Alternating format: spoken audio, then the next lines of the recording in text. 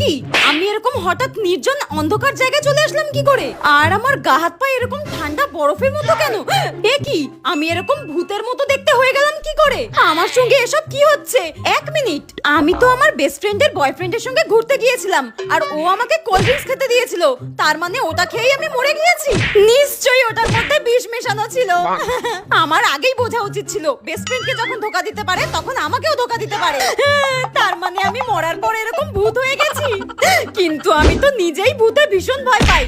এক মিনিট, আমি তো নিজেই ভূত হয়ে গেছি, তাহলে আমি কেন এখন ভূতকে দেখে ভয় পেতে যাব? মরেই যখন গেছি আর একবার যখন ভূত হয়েই গেছি, তাহলে কেন না মানুষদেরকে ভয় দেখানো যাক, কারণ এখন তো আমি এখানকার ভূতেদের রানী।